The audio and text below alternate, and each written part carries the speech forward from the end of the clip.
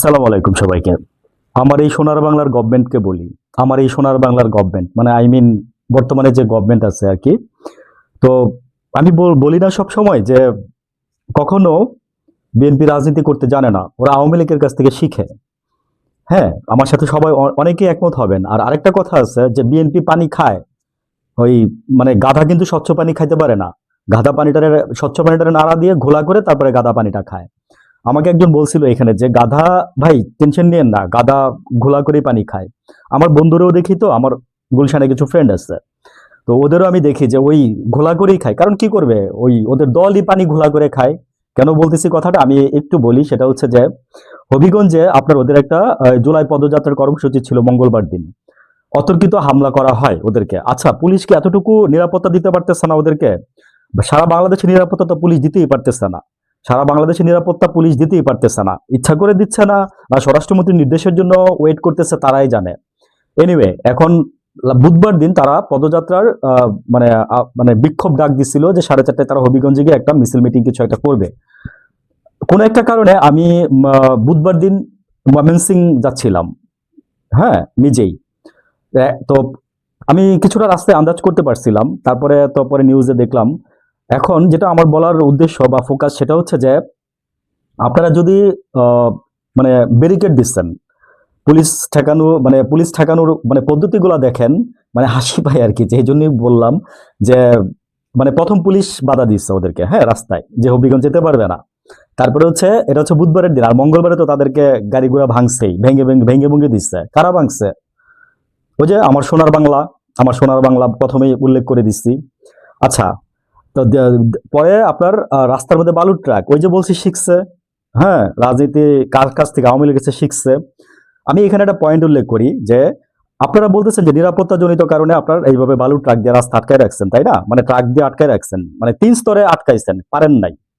চার স্তরে আটকাইছেন, 4বারের ব্যারিকেড ভেঙে ওরা হবিগঞ্জে পৌঁছাই গেছে। তো আমি এটাই বললাম যে পারবেন না কোনোদিন। তাহলে নিরাপত্তা, তাহলে খালেদা জিয়ারও আমি বলবো যে শেখ হাসিনা ওই যে নিরাপত্তার জন্য বালুর ট্রাক দিয়ে আটকায় রাখছিল, আর আপনারা সেই নিরাপত্তা মনে করেন যে সুন্দর করে 2 চোখ দিয়ে চেয়ে চেয়ে চেয়ে চেয়ে দেখছেন। আর আমাদেরকে মনে করেন যে বিনোদন দিচ্ছেন। হ্যাঁ, আর খালেদা জিয়ারা মৃত্যুর দিকে আগাই নিচ্ছেন। আপনারাও কোনোদিন পারবেন না। আমি আপনাকে বলি, পুলিশ তো কার কথা শুনে আমি জানি। পুলিশ কার কথা শুনে? পুলিশ যে মানে যে পাত্রে থাকবে সেই পাত্রে পুলিশ আকার আকার ধারণ করবে। এটা হচ্ছে পুলিশের চাকরি ভাই, কিছু করার নাই। আমার ফ্যামিলি তো আছে, তো আমি জানি।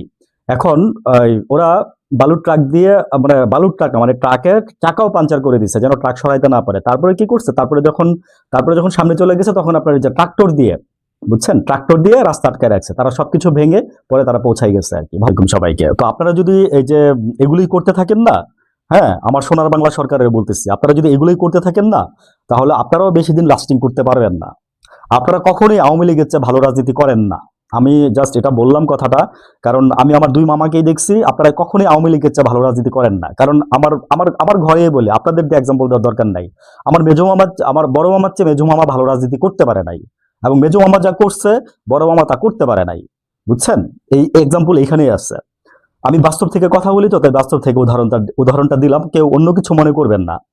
এখন আপনারা যে এই যে হবিগঞ্জ যাওয়ার পথে যে আটকাইছেন ওদেরকে, আটকায় আপনারা কতটুকু সাকসেস হয়েছেন?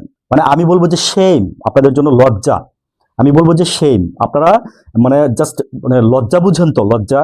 ওই যে বলছি যে ভদ্রলোকের কেমনে লজ্জা দিতে হয় আমি জানি না, কিন্তু বাট আপনি কথা দিয়ে তারা যদি 2টা লজ্জা দিতে পারেন, যদি তার মধ্যে মস্তিষ্কে যদি লজ্জা নামক ওই যে জিনটা থাকে আর কি, আর নাহলে তো মনে করেন যে সে তারা যতই বলেন না কেন, পুলিশ এই যে এইভাবে দাঁড়ায় রয়েছে, বুঝছেন, এইভাবে দাঁড়ায় রয়েছে, মানে ভদ্রলোক আর কি। তো পুলিশকে তো উপর থেকে অর্ডার দেওয়া হয়, পুলিশ হচ্ছে হুকুমের গোলাম। জুলাই যে করছিল, পুলিশ গুলি করছিল। হ্যাঁ, মানে আজকে কয়জন 41 জন তো ওই যে মনে করেন যে আপনার যে ওখানে কয়জন পুলিশ আছে, নিলে তো মনে করেন যে হাজার হাজার সাক্ষী বা হাজার হাজার মানে আসামি বানানো যাবে পুলিশকে। তো পুলিশ তো হুকুমের গোলাম ছিল।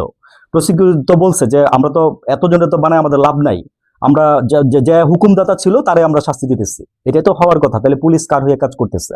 পুলিশ কার হয়ে কাজ করতেছে? পুলিশ সরকারের হয়ে কাজ করে না? বর্তমানে যে থাকে তার কথাই তো বলে। যে পুলিশ আওয়ামী লীগকে রক্ষা করছে সেই পুলিশ এখন আওয়ামী লীগ পিটাচ্ছে। আবার যে পুলিশ মনে করে যে বিএনপিকে পিটাইছে সেই পুলিশ এখন বিএনপিকে রক্ষা করে।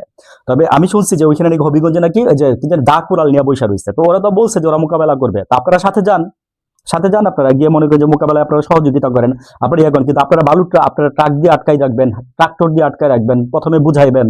হ্যাঁ, মানে আপনি বুঝতেছেন না যে জেনারেশন চেঞ্জ হয়ে গেছে। আমার সোনার বাংলা সরকার বুঝতেছেন না? আপনার তো যে প্রধান আছেন, আপনার তো বুঝার কথা কিছুটা, আপনার তো বুঝার কথা। আমি তো বিশ্বাস করি, এটা বিলিভ করতে চাই, বিশ্বাস করি আর না করি করতে চাই যে আপনি তরুণ প্রজন্মকে পছন্দ করেন, তরুণ প্রজন্মের কাজ দেন। আমি বললাম তো যে রাস্তাঘাটে বহুত পোলাপেন বেকার ঘুরতেছে। আপনি আপনারা বাস্তব থেকে বললাম। আপনি না হলে ঘুরে ঘুরে আপনি রাত্রেবেলা দেখেন, আপনি অনেক কাজ করেন জানি, কিন্তু আমার কথা হচ্ছে রাত্রেবেলা একদিন মাঝে মাঝে ছুটির দিনে 1-2 ঘন্টা বেরোয়েন, 1-2 ঘন্টা বেরোয়েন। না বেরোন সমস্যা নাই, কিন্তু আমার কথা হচ্ছে বেরোলে প্রোটোকল নিয়ে বেরোয়েন।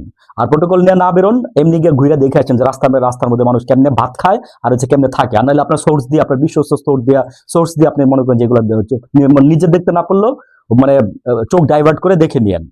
বুঝছেন? আমি বললাম না যে এই প্রজন্ম আটকাইতে পারবেন না। আপনারা কেন এরকম করেন? ওদের যাইতে দিতেন সাথে। আমি আপনাকে বলবো যে সরকার আপনি সহযোগিতা করতেন। আপনি সহযোগিতা না করে উল্টা আপনি ওদের আটকাই দেন না। আপনার মা মানে বালুর ট্রাক দিয়ে খালেদা যে আটকা রাখছিল, তাই তাই মনে করছেন আপনারা পারেন নাই, তো মানে আমাদেরও পারবেন তাই ভাবতেছেন? পারবেন না।